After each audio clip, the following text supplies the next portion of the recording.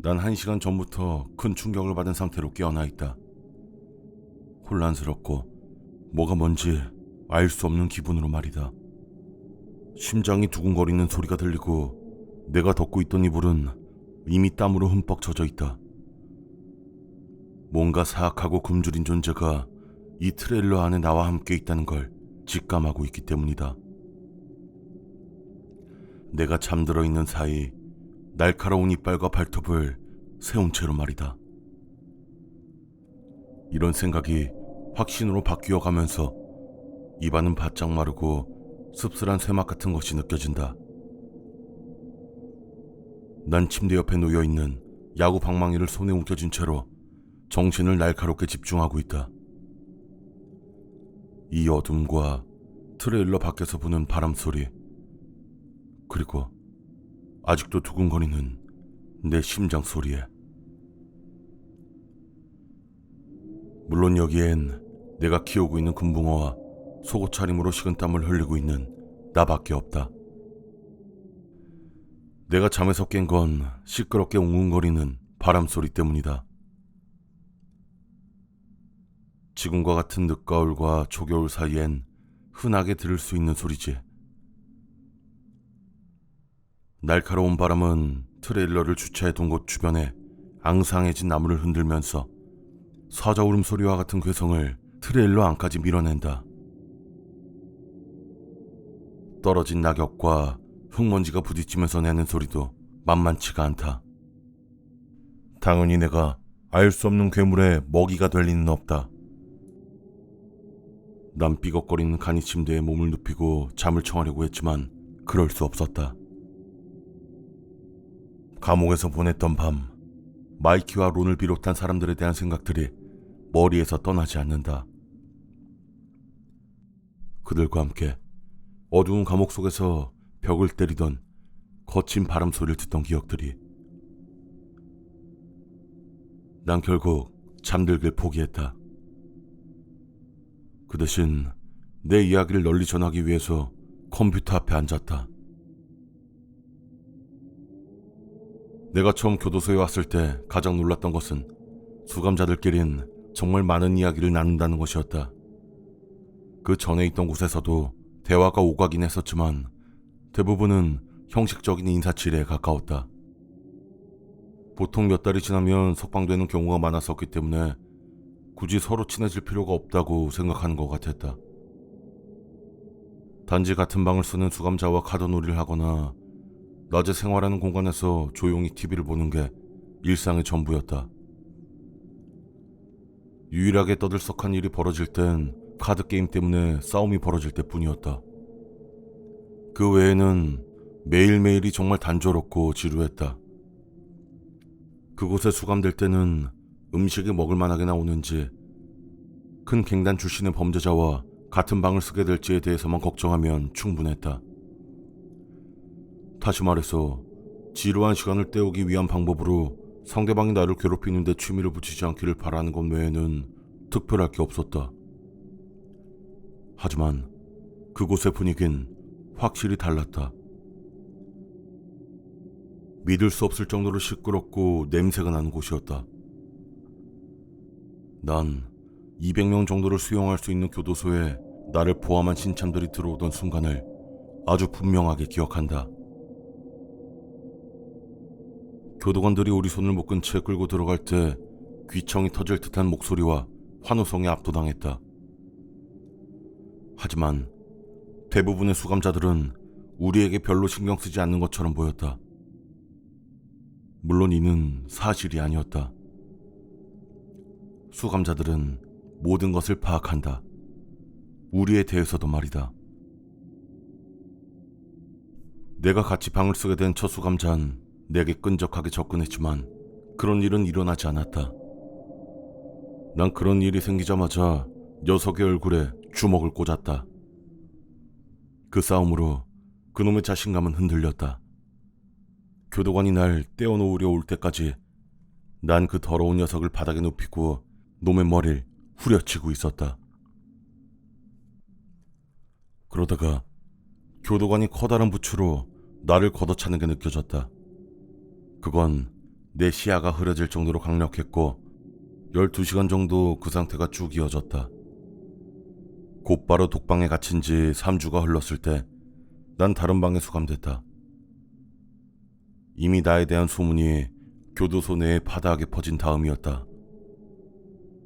내가 아무래도 신참이 아닐 것 같단 소문이었다. 그날부턴 아무도 나를 건드리지 않았다. 교도소라는 곳은 이런 세상이다. 가보지 않은 사람은 이해할 수 없을 거다. 그렇게 얼마 지나지 않아서 난 일상에 적응해 나갔다. 아침마다 인원 체크를 받고 식사를 하고 세탁소로 출근하고 식사하고 낮잠을 자고 운동하고 식사를 하고 그리고 잠들 때까지 남은 시간을 보내기 위해서 취미거리를 찾았다. 하지만 교도소에선 할 일이 별로 없었다. 수감자들은 매점에서 구입한 담배나 직접 손으로 말아서 만든 담배를 걸고 카드 도박을 했다. 어떤 사람은 TV를 보았고 어떤 사람은 벽을 보고 있었다. 일부는 서로를 지켜보았다. 라이벌 갱단 사이에는 항상 긴장감이 높았다. 마약 중독자는 욕실에서 어떻게 구했는지 알 수 없는 물건들로 만족감을 채웠다. 물론 감방이나 샤워실에선 누군가 망을 보는 동안 은밀한 일들이 벌어지기도 했다. 그리고 또 많은 이야기가 오갔다. 고향에 있는 가족, 전에 만나던 여자, 그리고 자신이 저지른 범죄에 대한 자랑 등등. 도서관 하나 족기 채울 만큼 많은 이야기가 오갔다. 내 감방 동기는 마이키라는 이름의 늙은 사기꾼이었다. 그는 강도 사건과 관련한 2급 살인 혐의로 15년형을 선고받았지만 교도소에 수감된 이후로 더 많은 문제에 휘말려 추가로 10년형을 선고받았다. 마이키는 하루 종일 일을 하면서 마음을 달래고 있었다. 대체로 그렇게 나쁘지 않은 사람이었다. 문제는 그가 살인자라는 것이었다. 그는 지금까지 6명을 살해한 혐의로 유죄 판결을 받았고 다른 16명의 죽음에 대해서도 용의자로 지목되었다. 그들 중 대부분은 아마도 한때 그의 친구였을 것이다. 마이키와 그의 동료들은 일요일 저녁만 되면 누군가의 깜빵에 들어가 과일을 썩혀 직접 만든 술을 마셨다. 개인적으로 나는 그걸 좋아하지 않았다. 하지만 그들과 함께 이야기를 하면서 시간을 보내는 건 나쁘지 않았다. 그들의 이야기는 우리를 웃게 만들고 분노에 꽉 차게 하고 심지어는 슬픔에 조용히 목이 메게 만들었다. 대부분의 경우 이야기는 꽤 거칠었고 때론 정말 끔찍했다. 그 많은 이야기들 가운데 내가 말 그대로 처음부터 끝까지 모든 단어를 기억하고 있는 특별한 이야기가 있다. 아직도 난 눈을 감으면 그날 밤 깜방에 앉아있던 마이키 그리고 론, 또 나머지 사람들을 떠올릴 수 있다. 우리 모두는 비상등의 희미한 붉은빛 속에서 그 이야기를 들으며 멍한 기분을 느꼈다. 지금과 같이 늦은 11월의 바람이 내 잠을 깨울 때면 더 생생하게 기억난다. 내가 이 얘기를 들었을 땐 바로 지금과 같은 11월의 밤이었다. 난 무장강도죄로 4년형을 선고받은 지 약 1년이 되었고 교도소에서 두 번째 겨울을 보내고 있었다. 그날 밤 거친 바람은 정말 심하게 벽을 때렸고 외풍은 우리 발가락을 얼어붙게 만들었던 것이 기억난다. 그날 교도소에서 살인사건이 발생했고 깜방문은 모두 닫혀 통행이 금지됐었다. 론은 그 소식을 미리 알고선 우리를 불렀고 나를 포함해서 7명이 모두 하나의 깜방에 모였다. 간식거리와 담요 같은 것들을 챙기고 밤새 이야기를 나눌 목적으로 말이다. 마이키와 론은 둘 다 아래쪽 침대에 앉아 있었다. 콜트, 레미, 닉, 리치도 함께였다. 걔네들은 나이가 어렸기 때문에 바닥에 앉아야만 했다.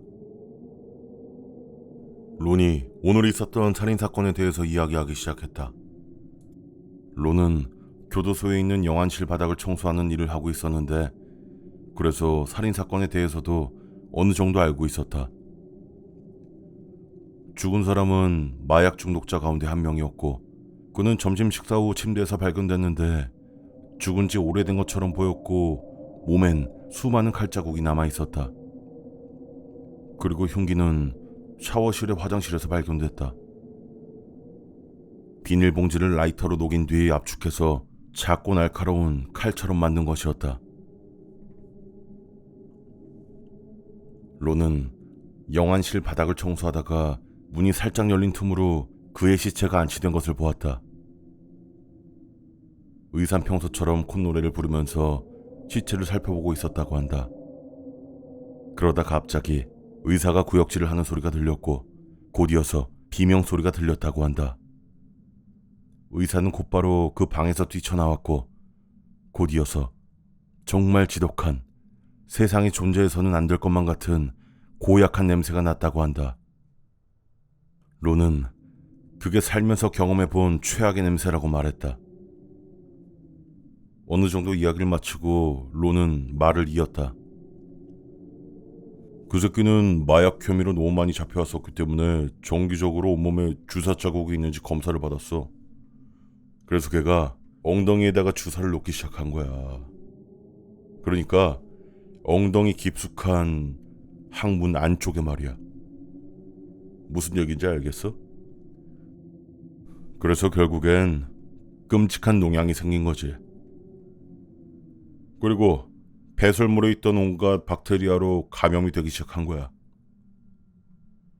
농양이 그렇게 너무 커져서 결국엔 완전히 항문을 막아버리고 만 거지. 아마 최소한 몇 주는 되었을 거야. 그래서 의사는 항문이 부풀어 오른 그게 뭔가 해서 푹 찔러 본 거겠지. 그러니까 피가 가득한 녹색 고름이 끝없이 흘러나오는 거야. 론의 이야기를 들으면서 우리는 모두 얼굴을 찌푸리고 있었다. 그런데 그건 최악의 일이 아니었어. 그러니까 몇 주 동안 똥구멍이 막혀 있었던 거잖아. 그지? 고름이 터지면서 구멍이 생기니까 몇 주 동안 쌓여있던 그 대변이 한꺼번에 터져 나온 거란 말이오. 고압호수에서 물이 쏟아져서 나오는 것처럼 말이지. 우린 한동안 놀란 침묵 속에서 그 장면을 상상했다. 구역질이 나올 것만 같은 기분이 들었다. 그렇게 론이 말을 이어가려고 하는 순간 갑자기 모든 것이 어두워졌다. 복도의 형광등과 희미하게 켜져 있던 비상등의 전원이 모두 꺼져버린 것이다. 모든 깜빵에서 수감자들이 야유하는 소리가 들렸다. 아이, 조용히 좀 해, 이 새끼들아! 그냥 정전이잖아! 론은 크게 소리쳤다. 론은 이 교도소에서 가장 덩치가 큰 사람이었고 그렇게 소리를 칠 만한 위치에 있는 사람이었다. 난 항상 교도소의 간이침대가 론의 무게를 어떻게 버티고 있는지 혼자서 궁금해하고는 했다. 그렇게 얼마 지나지 않아서 다시 비상등이 켜졌다. 부드럽고 붉고 으스스한 불빛이었다. 하지만 복도의 형광등은 켜지지 않았다. 붉은색의 비상등은 교도소의 모든 공간을 아포칼립스 공포영화의 한 장면처럼 보이게 했다. 완전한 어둠보단 나았지만 카드놀이를 하거나 책을 읽을 수는 없었다. 다른 깜빵에서 죄수들이 간혹 야유를 하거나 문을 걷어차는 소리가 들렸지만 그건 그냥 형식적인 수준에 가까웠다. 리치가 침묵을 깨트렸다. 아, 진짜 교도관들이 갑자기 들이닥치지 않았으면 좋겠는데.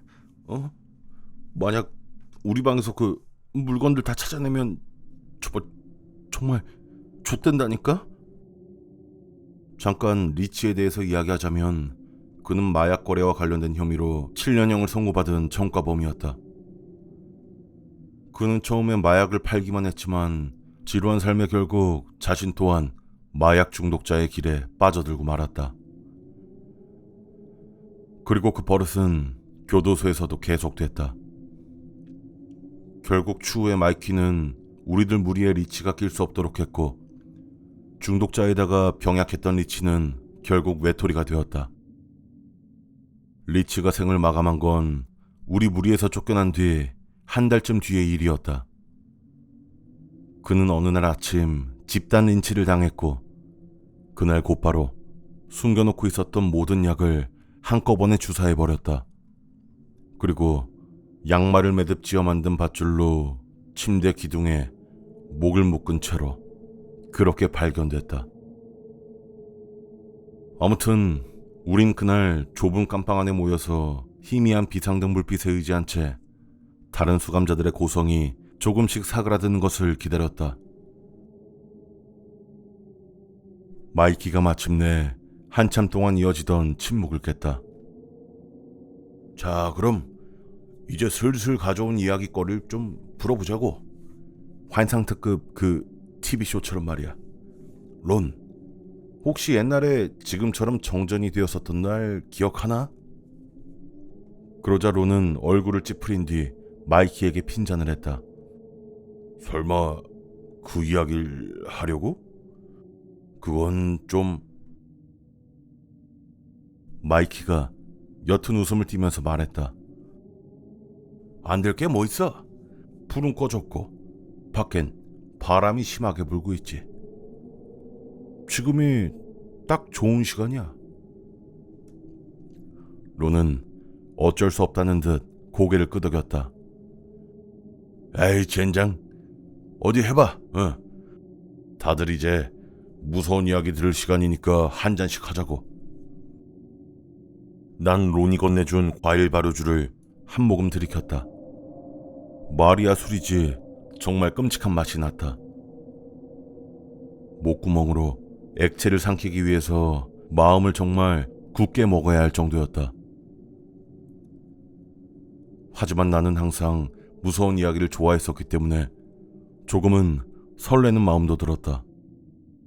마이킨 천천히 이야기를 시작했다. 좋아, 가장 먼저 알아둬야 할 건 지금부터 내가 하는 이야기가 100% 실화라는 거야. 알겠지? 한 부분도 꾸며낸 이야기가 없다고. 뭐 만들어냈니 뭐니 그딴 말 할 거면 그냥 지금 잠들어도 좋아. 모든 사람들은 침묵으로 동의했다. 마이킨 말을 이어갔다. 아주 오래전 일이야. 최소한 12년쯤은 됐을 거야. 아마 여기 있는 대부분의 놈들이 소년원이나 뭐 이런 데 있을 때였겠지. 아무튼 교도소에 신참이 온 날이었어. 도착하자마자 주위를 두리번거리면서 살피는 녀석이 하나 있었는데, 평소처럼 신참들은 다들 길 잃은 양처럼 무력하게 교도관들을 따라오고 있었어. 그 중에 맨 뒤에 있던 놈은 정말 이 교도소에서 본 자식들 중에 가장 예쁜 녀석이었지. 뭐 나한텐 그런 취미가 없지만 뭐랄까 말이 좀 이상한데 아무튼 뭔가 천사 같은 걸 실물로 보는 기분이랄까. 그 정도로 비현실적인 외모였다 이거야. 잡지 화보에서 볼 것 같은... 무슨 말인지 알겠어? 호리호리한 체격에 여기서 아주 인기가 많을 것 같은 녀석이었지. 론은 마이키의 이야기를 들으면서 그 불쾌한 술병을 한 모금 들이켰다. 그 신참 녀석은 당연히 교도소에 있는 거의 모든 놈들을 미치게 만들었어.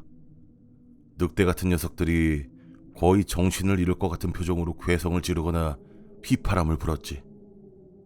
어느 정도였냐면 교도관 놈들이 걱정하는 표정을 지을 정도였다고. 교도관들은 그래서 그 자식 때문에 수감자들 사이에서 싸움이 날까봐 녀석을 보호구역에 따로 수감했지. 그렇게 며칠 흘러도 신참에 대한 관심은 사그라들지 않았지. 어느 정도였냐면 교도관들에게 그 자식에 대한 정보를 캐묻기 위해서 뇌물을 주는 놈들이 있을 정도였으니까. 그러다가 결국은 홀브룩이라고 하는 녀석이 딜에 성공한 거지. 그 불쌍한 신참 녀석이 곧바로 홀브룩이랑 같은 방을 쓰게 됐으니까. 난 아직도 배정된 방으로 걸어가던 그 신참의 표정이 기억나. 쇠파란 눈에 아무런 표정 없이 텅 비어 있었어. 마이키는 얼굴을 찌푸리면서 말을 이었다. 홀브룩 그놈은 덩치가 크고 기름진 개새끼였지. 정말 역겨웠어. 한참 떨어진 곳에서도 그 냄새를 맡을 수 있을 정도였으니까. 홀브룩은 감방 문 앞에 서서 그 신참이 걸어오는 걸 지켜봤지. 자, 참. 신참 녀석이 정말 불쌍하다는 생각을 했어. 어떤 일을 당하게 될지 홀브룩의 표정에서 충분히 짐작할 수 있었거든. 그런데 신참 녀석은 그런 홀브룩을 보고서도 아무런 표정을 짓지 않았어. 아마 생각보다 강단 있는 녀석이었거나 아니면 너무 멍청해서 앞으로 자신한테 무슨 일이 일어날지 이해하지 못하고 있다는 생각이 들었어. 론은 남은 술을 마저 들이키면서 구역질을 참으려고 했다. 젠장, 밑으로 갈수록 역겨워서 미치겠네. 그 술은 이것저것 섞은 재료를 병에 담아서 변기 물탱크에 숨겨놓고 만든 것이었다. 론은 마지막 한 모금을 내게 양보했는데 사양할 수 없어서 목구멍으로 넘겼지만 토할 것 같은 기분이 들었다. 마이키는 다시 말을 이어갔다. 홀브룩이 그 녀석을 찜한 건 정말 마음 아픈 일이었어. 아마 신참의 몸도 마음도 하룻밤 사이에 완전히 망가질 게 분명하니까 말이야. 그리고 아침이 되면 교도관들은 신참을 다시 데려갈 거고, 그리고 독방에 가둬. 지 혼자 목숨을 끊을 수 없도록 감시하겠지 또. 아무도 그 상황을 막아주려고 하지 않을 거야. 그리고 홀브룩은 그 녀석을 점점 더 망가뜨릴 거라고 난 확신했어. 론이 끼어들어서 마이키의 이야기를 거들었다. 나도 그날 밤이 기억나. 비명소리를 들을 수 있었지. 그때 방을 같이 쓰고 있던 동인놈과 함께 말이야. 난 그런 녀석은 절대 여기 와서는 안 된다고 생각했어. 아마 인생에서 최악의 하룻밤이었을 거야. 마이킨 고개를 끄덕였다. 그렇지. 아마 그날 교도소 전체에서 그 비명소리가 들렸을 거야. 하지만 아무도 와서 무슨 일인지 확인해 보려고 하지 않았어. 교도소의 규칙은 결국 힘과 돈에 의해서 결정되는 것이니까. 그리고 아침이 됐어. 교도관들은 매일 하던 인원 체크를 위해서 깜방문을 모두 잠가둔 채 복도를 돌아다녔어. 그러다가 방마다 인원수를 세고 있던 교도관이 홀브룩의 방에서 잠시 멈췄지. 모두들 궁금해서 숨죽여 그 모습을 지켜봤어. 혹시 말이야, 그놈이 신참을 참아 못볼 몰골로 만들어놨는지, 아니면 혹시라도 그 반대의 일이 일어났는지 궁금했으니까. 그런데 그 교도관은 얼른 무전기를 꺼내서 뭔가를 속삭였어. 그와 같이 한 손으론 진압봉을 꺼냈지. 그리고 천천히 홀브룩의 깜방 쪽으로 다가갔지.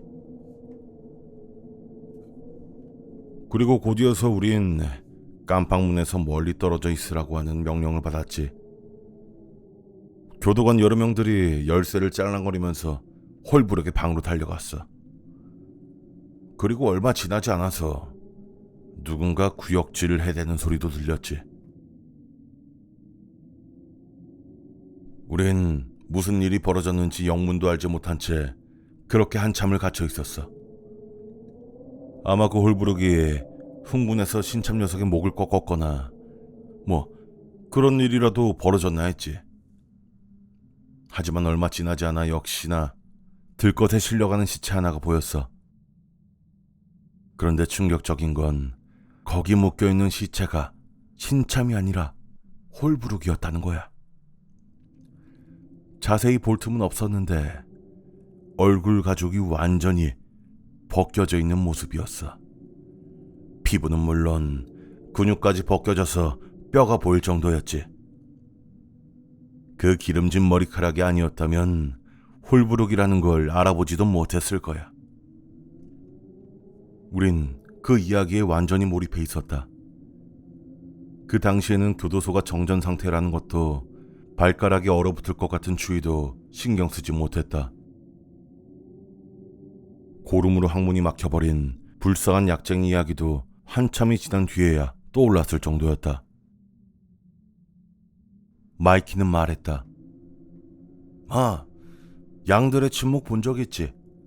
거기서 한니발 렉터를 옮겼을 때 썼던 수레 있잖아. 교도관들이 얼마 안 지나서 그거를 끌고 오더라고. 그렇게 신참을 거기에 묶었어. 입에 재갈까지 물리더라고. 그렇게 나타나는 신참은 온몸이 피에 젖어 있었지. 우리가 깜방 밖으로 나갈 수 있었던 건 그 뒤에도 한참이 지나서야. 아침을 거르고 뒤늦게 형편없는 점심을 먹는데도 아무도 음식에 대해서 불평을 하지 않았어. 대체 홀부룩의 방에서 무슨 일이 일어났었는지 그게 모두의 관심거리였지. 홀부룩은 정말 아무도 건드릴 수 없는 그런 존재였어. 그 비실비실한 신참이 어떻게 홀부룩을 그렇게 만들 수 있었는진 결국 아무도 결론을 내지 못했지. 그 이후로 한동안 우린 그 신참 녀석을 볼 수 없었어. 그 녀석은 폐쇄병동에 온몸을 묶인 채 24시간 감시를 받는다는 말을 들었지. 교도관들과 뒷거래를 하던 놈들조차 그날 무슨 일이 일어난 건지 그런 거에 대해선 제대로 된 이야기를 들을 수가 없었대. 그러다가 말이야, 소문이 퍼지기 시작했어. 검시관이 홀부룩의 사망 원인을 심장마비로 보고했다는 내용이 퍼지기 시작한 거지. 어쩌면 그게 결정적인 사인일 수도 있겠지만 얼굴이 조각난 거에 대해선 아무도 언급하지 않았다는 거야. 론은 마이키의 말을 받아서 이어갔다. 그 신참 녀석이 부르키의 얼굴을 뜯어먹은 게 아니냐는 소문까지 돌았어. 악마의 시인 괴물이라거나 그런 소식도. 그렇게 어느 사제가 그 녀석을 방문하려고 왔다가 아무 소득도 얻지 못하고 그냥 떠났다는 이야기도 들었지. 그런데 말이야, 진짜 이상한 얘긴 아직 시작도 안 했어. 그러니까 빌리 트레몬트. 론은 그 이름을 이야기하기도 싫다는 듯 얼굴을 찌푸리며 말을 계속했다. 빌리 트레몬트는 야간 근무를 하던 교도관이었어.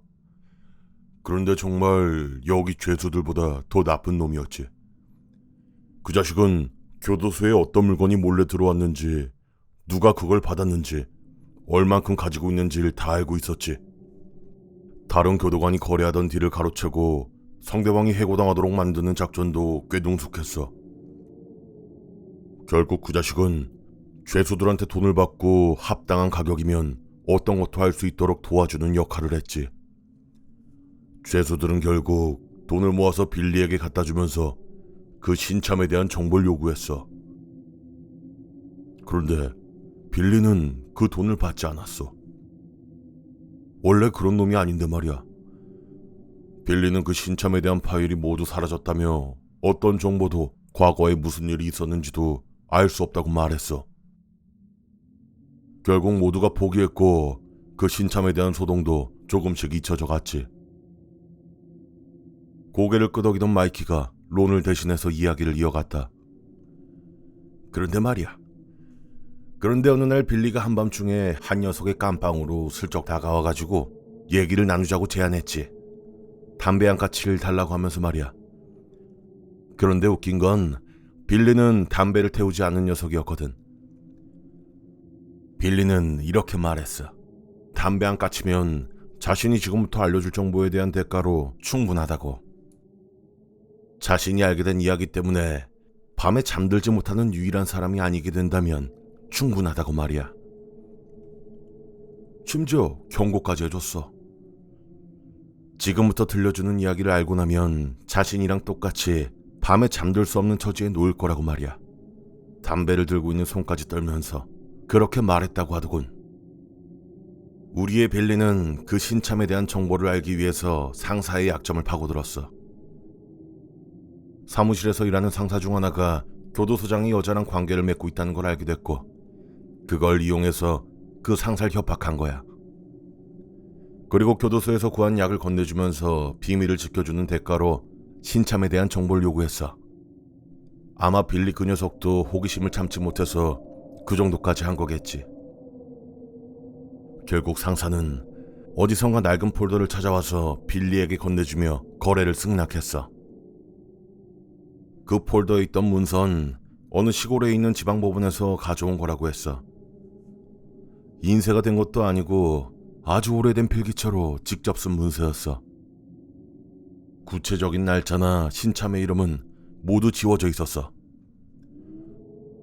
빌리는 그 문서에 쓰였던 종이가 최소한 100년은 넘은 것 같은 오래된 종이었다고 했어. 가만히 이야기를 듣고 있던 리치는 마이키의 말에 코웃음을 쳤다. 그러나 마이키의 표정은 진지했다. 빌리가 구한 문서에 따르면 신참 녀석은 이미 여러 건의 살인과 방화, 식인 행위와 악마 숭배 등의 혐의로 기소된 상태였어. 16살에 불과한 나이에 말이야. 그 재판에서 배심원들은 소년이 숲에서 혼자 자란 고아라는 점에 연민을 느꼈고 사형 대신에 종신형을 결정했어. 그리고 녀석이 감옥에 들어간 첫날 밤, 우리 그 신참은 깜빵 동료를 손톱과 이빨로 물어뜯어 죽인 뒤에 잡아먹었대. 이젠 나도 이야기를 들으면서 혼란이 올 지경이었다. 마이키는 분명히 처음에 100% 실화라고 했는데 마이키는 그런 내 표정을 읽고선 어깨를 으쓱하면서 말했다. 빌리가 진짜로 나한테 해준 이야기라니까.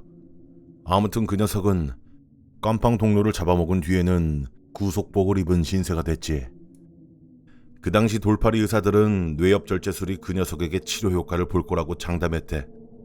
그래서 마취제를 넣고 두개골을 절제할 준비를 하고 있었지. 아니 그런데 돌팔이 의사가 머리에 칼을 들이대는 그 순간 그 녀석이 구속복을 힘으로 찢고 의사의 목에 곧바로 이빨을 박아 넣었다는 거야. 분명히 마취가 된 상태였는데도 말이지. 아무튼 그 사건이 벌어지고 나서 마을 사람들은 녀석이 사형에 처해야 한다는데 모두 동의했지. 사람들은 비명과 고성을 질렀고 돌팔매질을 했어. 결국 녀석을 교수 형태에 올려놓고 밧줄로 목을 묶었어. 그리고 집행관이 레버를 당겼는데 아래에 있는 발판이 열리지 않았다는 거야. 목을 매달 수가 없게 된 거지. 모두들 장치에 무슨 문제가 있는지 살펴봤지만 이상이 없었어. 그 녀석을 교수 형태에서 내리고 레버를 당기니까 또 멀쩡하게 작동하더라는 거야. 그래서 결국 총살을 하기로 했지. 녀석을 묶어서 눈을 가린 채 벽에 세워두고 5명이 동시에 총을 쏜 거야. 그런데 총 5자루 가운데 5자루 모두가 불발이었어. 총을 바꾸고 다시 시도해도 마찬가지였지. 사형 집행을 기다리고 있던 사람들은 모두 공포에 질리고 말았어. 결국 그들은 녀석을 지하 감옥에 쳐넣은 다음에 벽돌을 쌓아서 입구를 막았지. 우리 친구 빌리가 확인한 첫 번째 문서의 내용은 여기까지야. 마이킨 한동안 침묵했다. 우리도 모두 그 믿을 수 없는 이야기를 해석하느라 말을 꺼낼 수가 없었다. 점차 현실감이 되돌아올 때쯤 마이키가 이야기를 이어갔다. 빌리가 확보한 두 번째 문서는 1950년대쯤에 작성된 거였어. 한 배관공이 배수구를 점검하기 위해서 감옥으로 쓰던 그 건물의 지하로 들어갔고 벽돌로 입구가 막혀있던 지하 감옥도 발견했지. 분명히 입구처럼 보이는 곳이 벽돌과 진흙 같은 것들로 봉쇄된 모습을 보니까 이 사람이 호기심이 들어서 빠로를 들고 그 벽돌을 무너뜨렸다는 거야. 그리고 결국 문을 여는 데 성공했지. 자, 그 배관공이 거기서 뭘 발견했을까? 해골? 누군가 나지막하게 해골이라고 중얼거렸다. 그러자 마이키는 고개를 가로저었다. 아니, 아무것도 없었대. 그 신참놈을 가둬놨던 지하 감옥이 텅 비어 있었다는 거야. 당연히 감옥이니까 뒷문 같은 건 없었는데 말이지. 한참 동안 또 침묵이 이어졌다.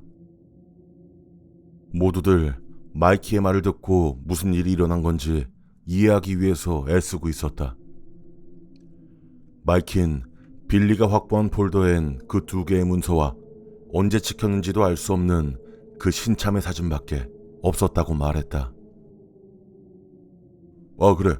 불독 얘기도 잊으면 안 되지. 론이 침묵을 깨면서 말했다.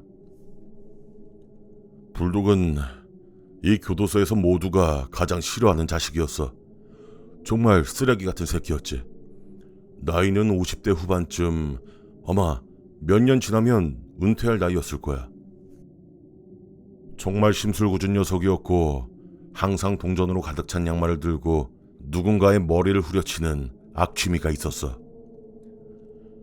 만약 어디선가 짤랑거리는 소리가 들리면 모두들 얌전해졌지. 아무튼 그놈이 신참의 깜빵 앞에서 교대 근무를 하게 됐어.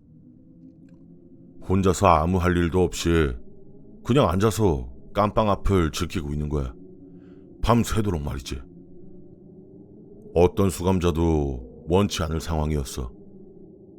성격이 거지 같은 불독과 단 둘이서만 철창을 사이에 두고 지옥 같은 밤들을 보내는 거야. 하지만 물론 그 신참은 달랐지. 불독은 한 달도 채 되지 않아서 교도소장에게 근무지를 바꿔달라고 말했대. 왜냐고 물었지만 대답도 하지 않았대. 그냥 어린애를 밤새 지키고 있는 일이 싫다고 말했다고 했어. 그의 소장은 파트너를 한 명 붙여주겠다고 제안했지만 불독은 그것도 거절했어. 그냥 거기서 근무하지만 않게 해달라고 했어. 교도소장은 별 실업지 않은 이유 때문에 모두의 근무 스케줄을 바꿀 순 없다면서 거절했지. 불독은 그렇게 허락을 받지 못하고 집으로 퇴근했어. 그리고 위스키 한 병을 거의 다 비운 다음에 입에다가 권총을 물고 방아쇠를 당겼지. 마이킨 씁쓸한 웃음을 지으면서 말했다. 불독의 죽음은 지역사회에서 유명해졌어. 물론 그 신참에 대한 얘기가 퍼져서는 아니고 교도관이 얼마나 많은 스트레스를 받는지 불독이 우울증으로 그런 선택을 할 수밖에 없었던 이유 같은 말 같지도 않은 내용들이 신문에 쏟아져 나왔어. 정말 웃기다니까. 만약 우리 중에 하나가 면도날 같은 걸 구해서 손목을 그었다고 해봐. 그건 그냥 교도관들의 웃음거리에 끝나고 말 거야. 아무튼 그 신참에 대한 이야기는 점점 이해하기 어려운 비밀로 남게 됐지. 그 녀석에 대한 기록이 어떻게 1800년대부터 있는지, 또 그 오래된 사진에 있는 얼굴이 왜 그 녀석의 얼굴인지 말이야. 난 갑자기 약간 겁을 먹고 있는 기분이 들고 있다는 것을 깨달았다. 희미한 붉은 조명 아래 조용한 교도소 안에서 마이키와 론이 해주는 이야기는 무서울 정도로 그럴듯한 기분이 들었다. 그 이야기가 특히나 소름이 끼쳤던 이유는 마이키의 다음 말에서 알게 됐다. 빌리가 말해준 문서의 내용에 따르면 그 신참을 가둬놨던 지하 감옥은 바로 이 건물 아래야. 그 녀석은 신참이 아니었어. 오히려 이 교도소에서 가장 오래 살았던 녀석이었던 거지. 빌리 트레몬트에게 명복을. 난 빌리가 어떻게 죽었는지에 대해 물었고 마이키가 대답했다. 불독이 스스로 목숨을 끊고 얼마 지나지 않았을 때의 일이야. 한밤중에 교도소에서 연달아서 총소리가 들렸어. 모두들 잠에 섰겠지. 교도관들은 라커룸에서 빌리의 시체를 발견했어. 빌리의 뇌랑 두개골의 일부가 벽을 타고 흘러내리고 있었지. 검시관들은 당연히 스스로 목숨을 끊었다고 결론을 냈어.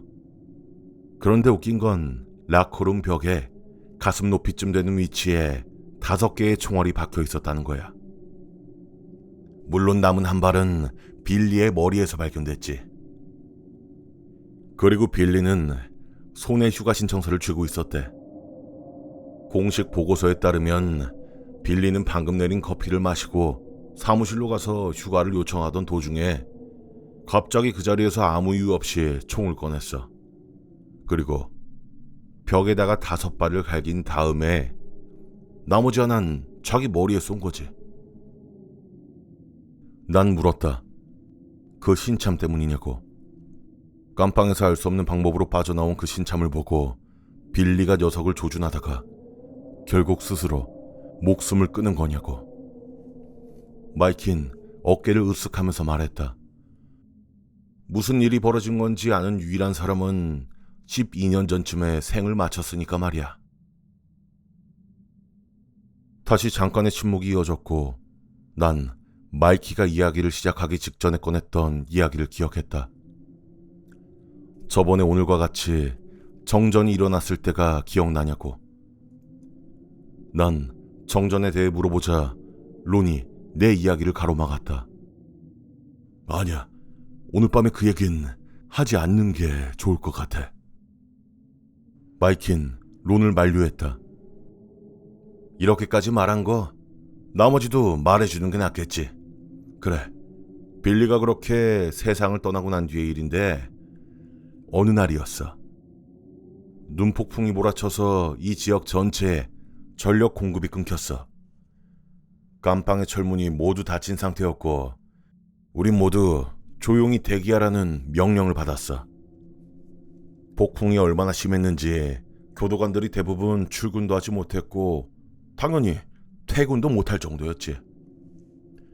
교도관들은 정전을 틈타서 폭동 같은 일이 벌어질까봐 두려워서 모두들 총을 소지하고 다녔어. 그렇게 하루가 지나서 자정이 됐을 때쯤 어디선가 샷건이 발사되는 소리가 들렸지. 그 소리를 들어본 적이 있는 사람이라면 다른 소리로 착각하긴 어려웠을 거야. 그리고 이어서 비명 소리가 들렸고 우리 방 근처를 지나가던 교도관의 무전기 소리가 들렸어. 그 자식이 문 밖으로 나왔다. 킹슬리를 죽였다. 모두를 찢어버리고 있다. 모두들 독방 쪽으로 달려가. 무전의 내용은 이런 내용이었어. 그때 당시 내 깜빵 동기는 말했지. 마침내 그 녀석이 탈출을 한 것 같다고. 절대 좋게 끝나진 않을 것 같다고. 마이킨 어둠 속에서 눈을 반짝이면서 이야기를 계속했다. 곧 이어서 2번째 총소리가 났어. 그 다음엔 훨씬 더 많은 총소리가 들렸어. 총소리가 울려 퍼지고 굉음을 내면서 우리를 겁에 질리게 했지.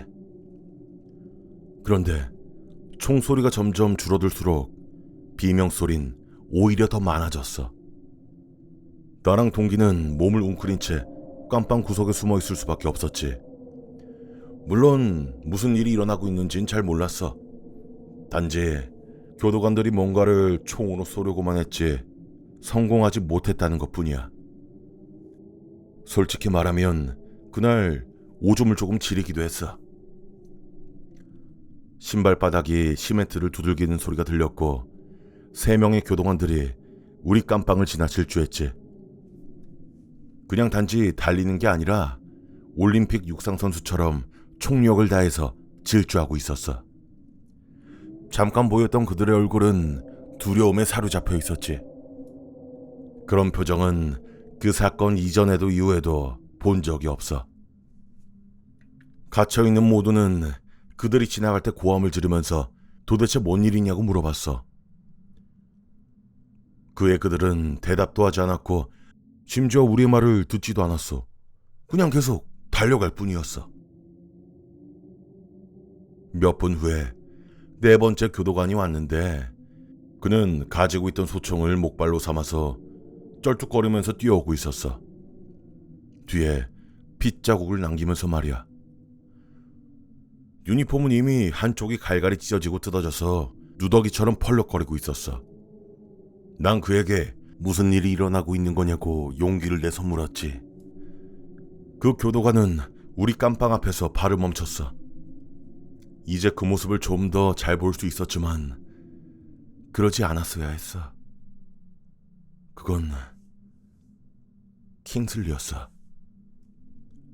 아직 죽지 않은 상태였지.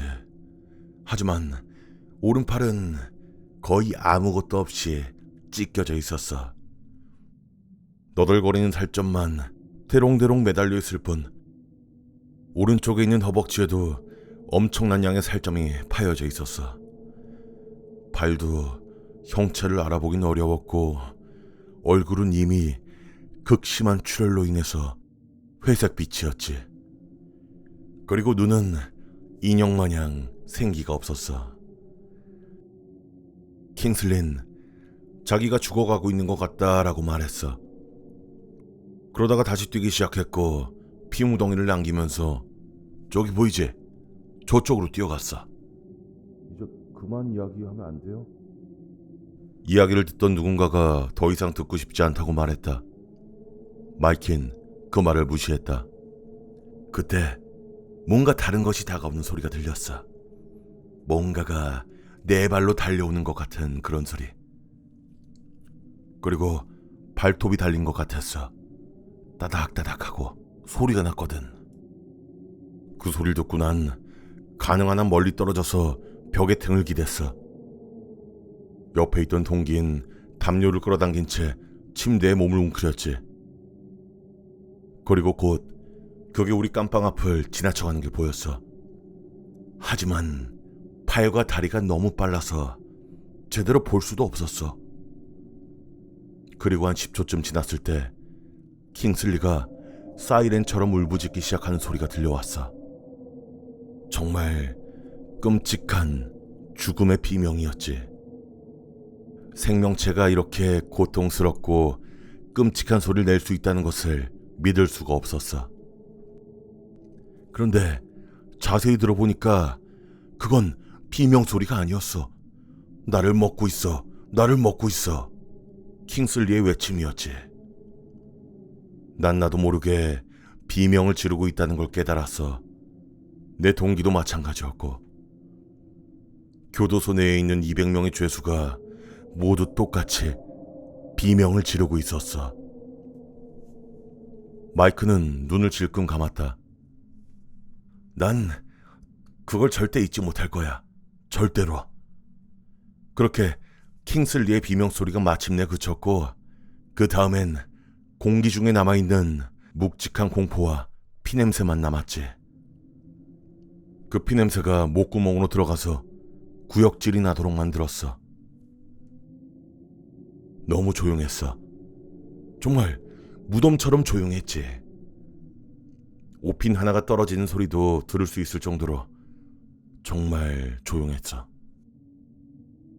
그러다가 천천히, 아주 천천히 누군가가 걸어가는 모습이 보였어. 그 신참이었지. 머리부터 발끝까지 새빨간색이었어. 피와 내장과 살점 파편들로 완전히 뒤덮인 채로 그 녀석은 복도 한가운데로 향했어.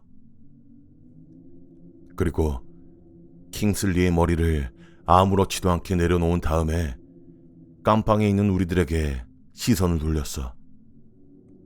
그리고 발을 들어서 우리를 가리켰지.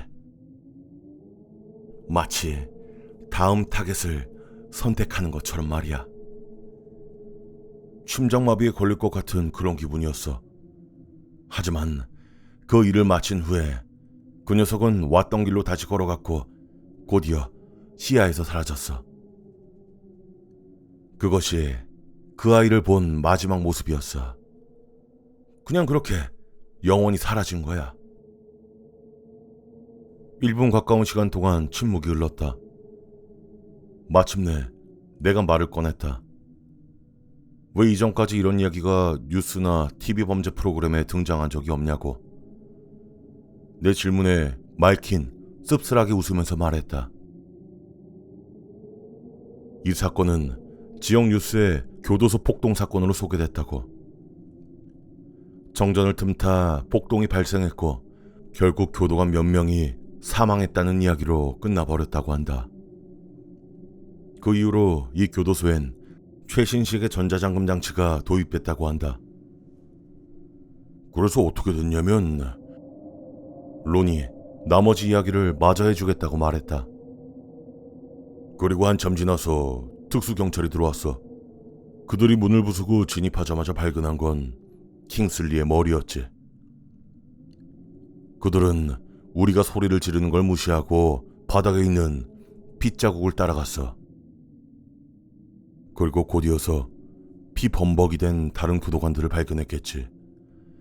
그 녀석을 가뒀던 깜빵문은 경첩이 뜯겨 있었고 교도소 이곳저곳에 붙어있는 뼈나 살점 조각들은 모두 치우는 데만 더 며칠이 걸렸어. 수감자들의 활동을 한동안 제한했지만 누구도 불만을 표시할 수 없었지. 아무도 그 사건에 대해서 이야기를 꺼내지도 못할 정도였으니까. 우린 특수경찰들에게 무슨 일이 벌어졌는지 설명했지만 그들이 우리 얘기를 믿었는지 아닌진 알 수가 없어.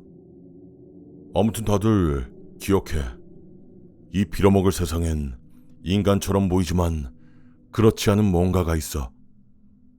절대로 마주치고 싶지 않을 거야. 내 말 믿어. 론의 이야기가 끝나고 우린 모두 엉망인 기분으로 잠을 청했다.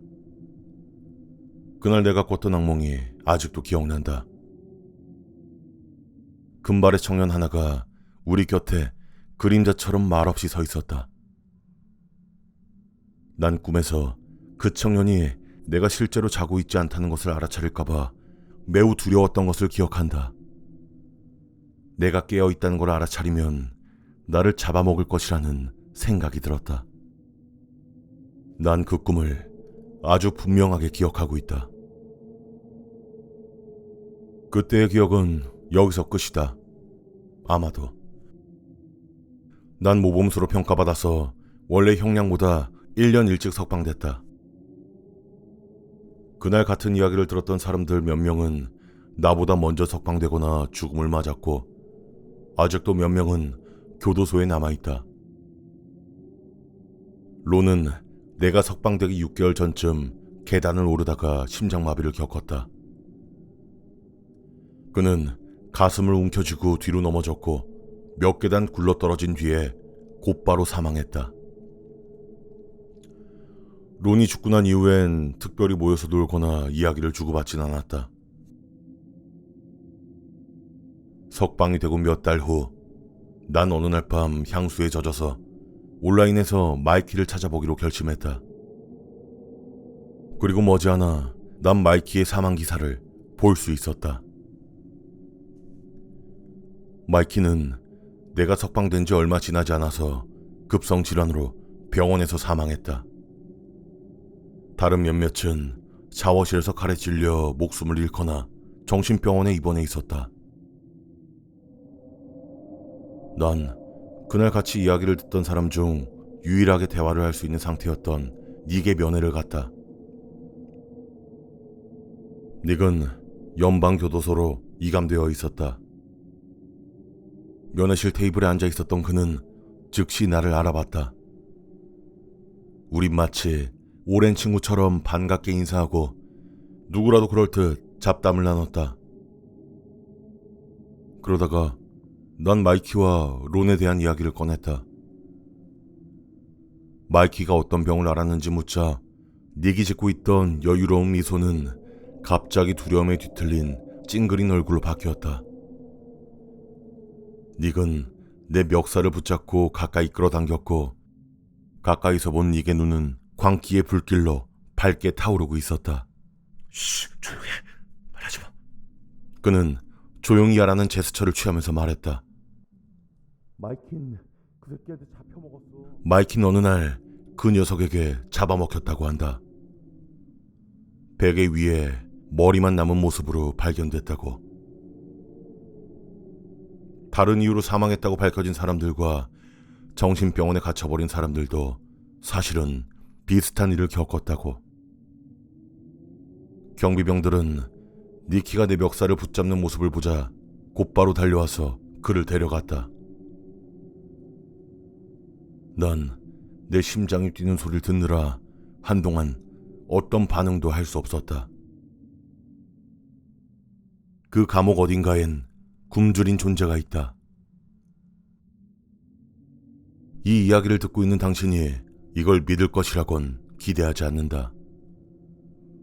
하지만 오늘처럼 칼바람이 휘몰아치고 목에 잔털이 곤두서는 밤에는 난 그 이야기를 잊어버릴 수가 없다.